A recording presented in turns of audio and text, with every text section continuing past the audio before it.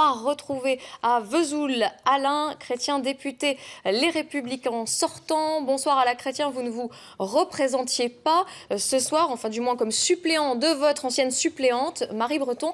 Est-ce que ce soir, alors je le rappelle, on n'a toujours pas les résultats définitifs pour la Haute-Saône, mais vous êtes éliminé. Est-ce que vous payez clairement la division à droite ? Écoutez, bonsoir à tous. Nous faisons un très bon score sur Vesoul, un très bon score sur Grez. Nous sommes en tête dans beaucoup de communes. Malheureusement, la vague Macron a submergé cette première circonscription. Et clairement, nous subissons la division créée par Alain Joyandet et Michel Raison, qui ont sorti du chapeau l'assistant parlementaire d'Alain Joyandet il y a quelques semaines, uniquement pour nous faire perdre. Puisque nous réalisons 17% des exprimés. À quelques points du Front National, on pouvait arriver à ce second tour. Malheureusement, le candidat d'Alain Joyandet fait seulement 12%, alors qu'il avait l'investiture de Paris. Et on se rend bien compte qu'il y a quelque chose à droite qui ne marche plus en Haute-Saône. Et donc j'appelle aujourd'hui à la démission d'Alain Joyandet de son poste de secrétaire départemental des Républicains en Haute-Saône. J'appelle à une refondation complète de la droite, parce que si on continue comme ça, après avoir perdu les régionales, je vous rappelle qu'Alain Joyandet, qui était tête de liste au régional, a fait le pire score. C'est ce score-là qui nous a fait perdre la région. Il a tenté de faire perdre ma première adjointe au cantonal en 2015. Donc maintenant, ça suffit. Ça suffit, il faut que chacun prenne ses responsabilités. Alain Chrétien, si le score avait été inverse...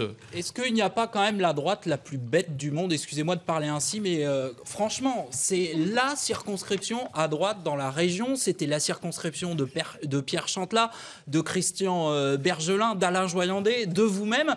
Oui. Et vous êtes éliminé parce que vous n'avez pas réussi à vous entendre. Eh bien, allez le dire à Alain Joyandet, qui est allé chercher son assistant parlementaire pour nous faire perdre. Il fait 12%, il fait 10% à Vesoul. Mais est-ce que c'est parce qu'il y a un problème de ligne aussi? 17 vous êtes un soutien, Alain Chrétien, vous êtes ça fait 29. Ça fait vous 29, êtes un soutien de Bruno Le Maire ce soir, de cette circonscription. Alain Chrétien, vous êtes un soutien de Bruno Le Maire, qui est aujourd'hui au gouvernement, alors que les autres parlementaires que vous citez, Michel Raison et Alain Joyandet, eux sont restés dans la ligne d'opposition des Républicains, on va dire. Est-ce que la droite, c'est encore où elle habite ce soir? Et est-ce que cette valse à 2 temps ou 3 temps, on ne sait pas, cette valse hésitation n'a pas condamné la droite aussi? Moi, tout ce que je vous dis, c'est que si on nous avait suivis en mars à Paris, eh bien aujourd'hui on serait à 29, on ne serait pas à 17. Si on nous avait suivis, on serait aujourd'hui en tête dans cette circonscription. Alain Joyandet porte l'entière responsabilité puisqu'il a envoyé en campagne son assistant parlementaire pour nous faire perdre.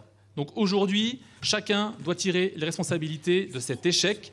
On fait un bon score sur Vesoul, on fait un bon score sur Grez, on est en tête dans beaucoup de communes.